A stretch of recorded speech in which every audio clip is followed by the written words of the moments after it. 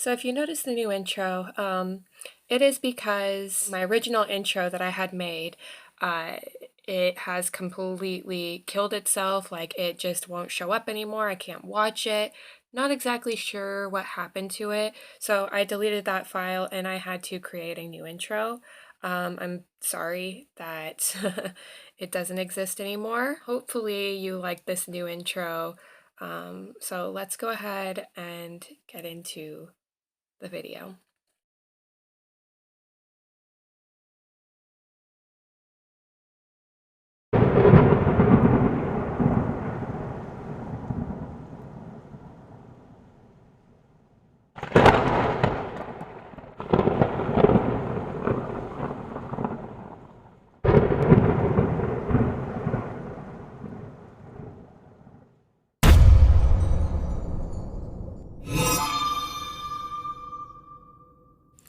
Hey guys, my name is Freck. Welcome to my channel if you're new, or if you're original and you have been watching since the beginning, welcome back to my channel. I didn't make a video yesterday, as you can tell, obviously. I'm very sorry about that. I had a headache and it made it really hard for me to do anything with the screen. And as you know, I record on my tablet, so I kind of have to like stare at a screen or whatever. Um, so anyway, let's just go ahead and get into what we're gonna do today. I'm gonna continue reading Crazy Love. We have been reading for the past couple of videos minus one. And if you don't know what this book is, it is a story about domestic violence. And it hasn't really gotten into the part of domestic violence yet. Of course, domestic violence doesn't happen right away once you get into a relationship. And this story goes on from the very moment that she met her abuser.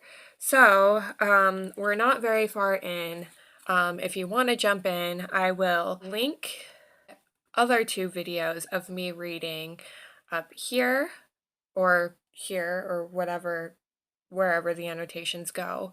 I will also link them down below, and I will link you to the book on Amazon so that you can go ahead and read along. Let's go ahead and continue on reading Crazy Love. One afternoon, a month or so later, the chipped beige phone on my desk at 17 rang, the double ring that signaled an inside call. A woman named Leslie from the advertising department explained she had a guy on hold who must have been looking for me. He says he met you on the subway. Leslie chirped as if I were the only woman in New York who met men in places besides the library at the Princeton Club. The switchboard transferred him to me by mistake. I've talked to him for 15 minutes. Fun guy, but I think he's got the wrong girl. At least I meet men, I said to myself. I hung up and drummed my fingers while Snitty Face transferred the call. Leslie? Hi, this is Connor. We met on the E train a few weeks back. I've had a hell of a time tracking you down. He paused to chuckle. His gravelly voice instantly brought back his attempt to be cool and arrogant on the subway, the little kid eagerness underneath.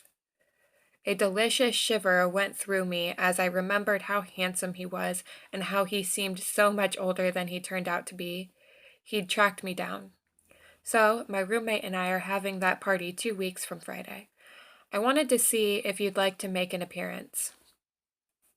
Oh, I can't go that night, I explained nonchalantly. An old client of my father's is taking my family to Vail for the weekend to thank him for some case that was just settled. That Dad worked on years ago before he became a judge. In the moment of silence that followed, I could practically hear him raising the eyebrows. Of course, I was trying to impress him. An expensive, athletic sport like skiing, a high-powered father, a weekend jaunt to Colorado. Connor hesitated, and then his voice deepened as if he'd cleared his throat. Well, why don't we get together some other time? Of course I was bluffing. What I'd said about my dad and the ski trip was true, but I'd left out a few facts. That my parents' 32-year marriage was in free fall. That I'd spent most of my childhood cursing my father's devotion to his clients. That I was a lousy skier who often cried when confronted with steep modules. That I was a drug addict. I tried to remind myself that this guy called me. Sure, I kept my voice steady, casual. How about a drink at PJ Clark's on 3rd? I was curious. One short drink date near my office was no big investment. Great, he said, a little too quickly. United Airlines lost my luggage and skis on the flight from New York to Vail. My father, brother Hugh, and sister Sylvia had all come along for the trip. For the first time I could remember, Mom stayed home from a family vacation, saying the autistic kids in her class would get rattled by a sub. Mostly Hugh, Sile, and I hung out. They tried to trick me into skiing back diamonds when all I wanted were bunny slopes. My father was busy entertaining the client who'd brought us to Colorado. We saw him for maybe 20 minutes each day. I spotted him once from the chairlift, skiing his self-taught stem skis, and thought, wow, that looks like my father. Before I remembered, that was my father. He was in Vail too. On my way back to New York Sunday night, waiting in the taxi at LaGuardia Airport, wearing my black Ray-Ban sunglasses and the rumpled jeans I'd flown, skied, and slept in, I met a 40-ish Soho architect who looked just like Michael Douglas. We shared a cab into Manhattan. He asked my number. I couldn't remember what Connor looked like except for his navy cashmere coat and thick blonde hair. PJ Clark's was hot and crowded and loud young bucks in suits at the bar when I walked in a few minutes late. Connor was sitting alone at a small table for two. He was wearing a Brooke Brothers wool suit. A few leather briefcases sat on the floor by his feet. His hair looked freshly trimmed, his skin shiny, clean, as if he'd just scuffed it with Clinique scruffing lotion minutes before. He stood up when he saw me and took off his coat. Underneath, he had a red suspender and a carefully pressed red pinstripe shirt stretched tight across his chest as if he were trying to show off the size of his pecs. Okay, whatever. He bought me a club soda. Then, instead of talking about himself incessantly, like most men in New York on first dates, Connor asked me a string of questions, almost as if he were interviewing me to be his what? I barely had time to breathe in between questions. Where did you grow up? What does your father do? Do you have brothers or sisters? Where did you go to school? What'd you do in the summertime? What sports did you play? When I answered, of course, I left out huge blocks of truth. Amazing how easy it was to make my childhood sound normal, idyllic even. The lovely springtime in Washington, Vermont summers, Harvard skiing, tennis, blah, blah, blah. In my defense, it was kind of difficult to explain to a first date my brilliant, alcoholic mother, dad, the workaholic, how a whiff of Hawaiian sentimilla in the Greenwich Village Park still made my knees buckle, and my double-digit one-night stands with teenage drug dealers. I drank my club soda and plotted a quick escape. His face stayed locked on mine the entire time. I didn't have a chance to ask him one single question. After 30 minutes, I drained my drink and got up to leave. Connor stood up so fast he practically knocked over the table. Well, before you go, let me give you my number, he said, sounding like a used car salesman.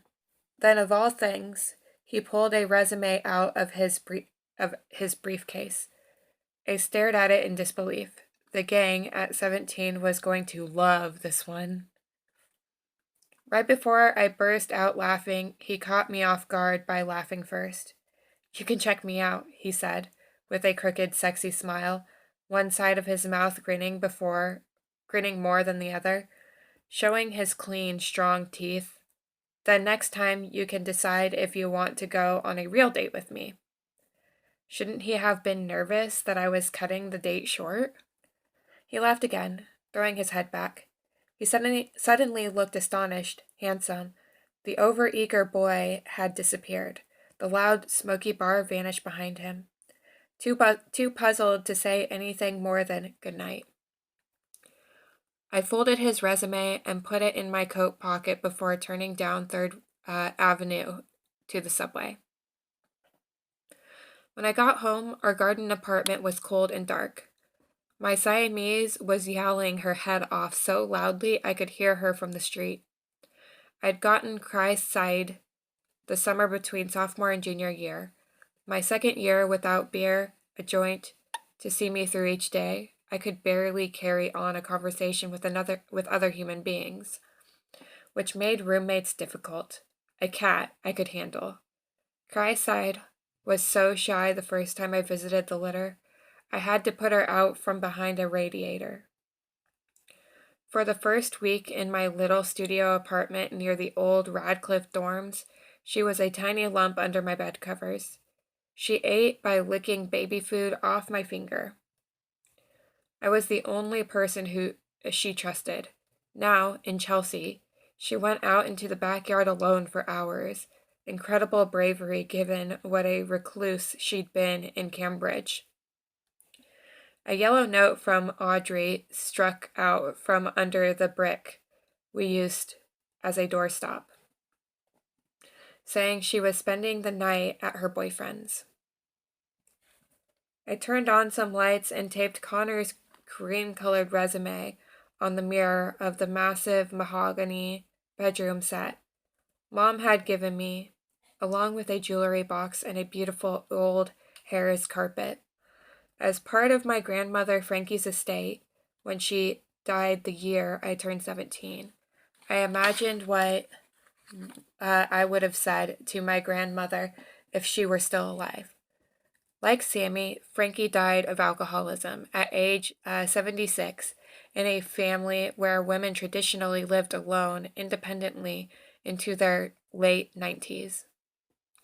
She died in a hospital bed after breaking her hip in a drunken fall, killed 20 years too soon by alcohol withdrawal as much as by the infection that set into her hip bone. She was the first family member I knew who died. I was living in Madrid. The essay about what experience ended up front and center on my Harvard application.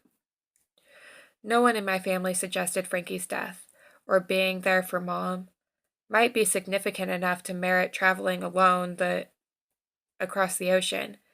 I was too young to know better myself. I didn't come home for the funeral.